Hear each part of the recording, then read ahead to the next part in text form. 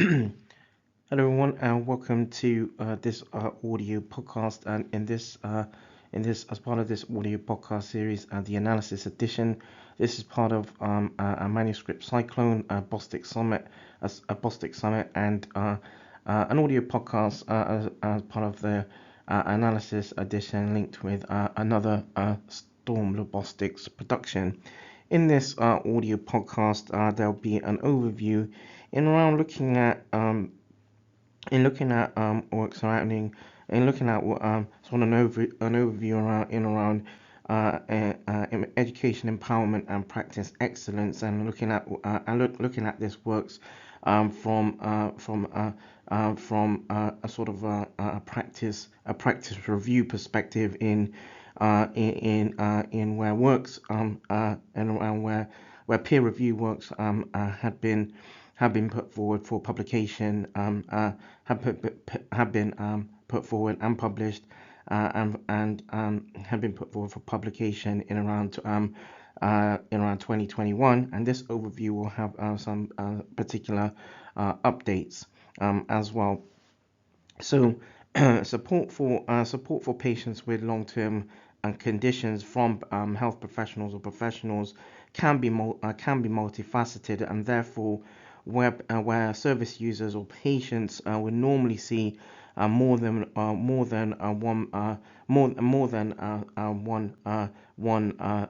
one health professional, for example, across across an MDT or a multidisciplinary team for an aspect of care.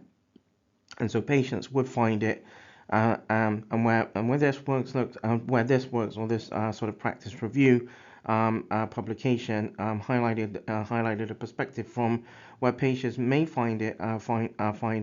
advantageous to schedule time with different health professionals, allied health professionals who are trained to provide remote educational services.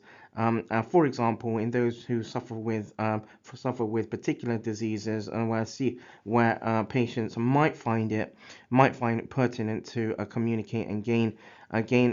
sort of education an education and gain sort of an educational gain sorry gain an educational basis in around sort of in around laboratory investigations, for example, this particular collaborative works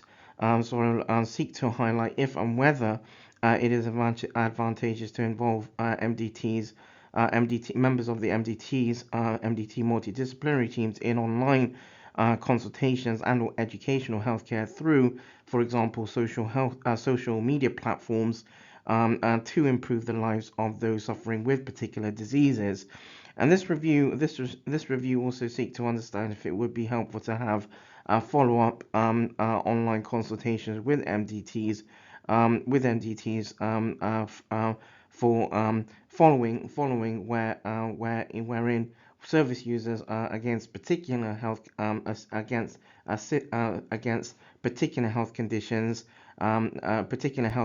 or specific conditions where they would have where aligned to their care, their healthcare, their healthcare, that they have sort of online consultations, educational or clinical or medical, in sort of as part of the routine sort of appointments that they may envisage or have. So involving service users and providers would be in this in line and sort of linked with or linked and allied to this, would be a progressive proposition where both service users and service providers are involved in online consultations, providing to prompt a shared decision making in aspects of the service and against the patient's patients with particular conditions, specific conditions of healthcare aspects, and around the healthcare aspects and care pathways, and where additionally, for example, electronic patient records or EPRs could be could be used or could be utilized to include smarter infrastructure to support sort of the management the management and educational through where those social media platforms are integrated as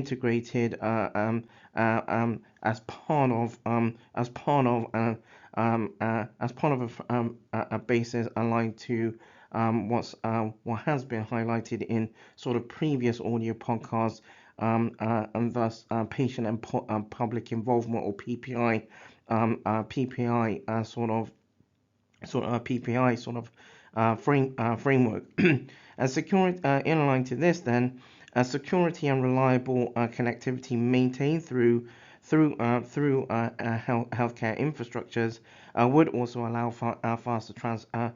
transfer of information, so that patient care or service user care is better between healthcare sectors. And in line to aspects around healthcare is provided is provided to service users. Um, uh, should be provided to service users, and this would change. This would also change the nature at several change the nature of aspects between healthcare sectors at several levels, and support for service users with particular healthcare conditions from health professionals could be also more advantageous, where there could be where where the where service users are empowered to make better and more informed sort of decisions and treatment choices against aspects of particular parts of particular diseases. And at the same time, a question that should that still requires investigating includes, are service providers ready to support service users or patients through, for example, e-clinics or e-health. And so to facilitate best practice, steps should be put in place whereby strategies support patients to ascertain education provision around disease trajectory, and this would also build a sort of patient professional or interprofessional communication between service users and service providers, and ultimately prompting or propagating empowerment again in around decision in around certain aspects of decision making in line to specific disease care pathways. Shared decision making is also important for most service users, because service users want to be more involved in aspects of their care, and there is also sort of compelling evidence that patients or service users who are active participants in aspects around healthcare have better outcomes than service users who are sort of passive recipients of care. The use of user-friendly and interactive healthcare education services is also important, as a basis for resource acquisition. So in some works by in one particular study from 2019, a team had focused on looking at in around the educational basis, around particular treatment choices around a particular disease, and where several modalities of dissemination for education in around education were and was evaluated. This included, for example, face to face, and through online, and where the endpoint was a patient's ability to select particular treatment sort of modality. Um, and three particular assessment tools were utilized to compare groups, including one, the knowledge. Number one was in around the knowledge bases. Number two was around the health literacy, and then number three was around quality of life, in around aspects of quality of life. The study was undertaken over a specific duration, and wherein 240 consented to take part. 240 consented to take part, and education is and the team from in around this work have identified that education is required to support service users, and especially around particular treatment choices or treatment options. And the team also highlighted service users want to be educated earlier, educated earlier, irrespective of face-to-face or online modalities. And similar research has also been had also been carried out by other investigators between 2016 and 2019. And so, in line to this, in line to this, this in line to this,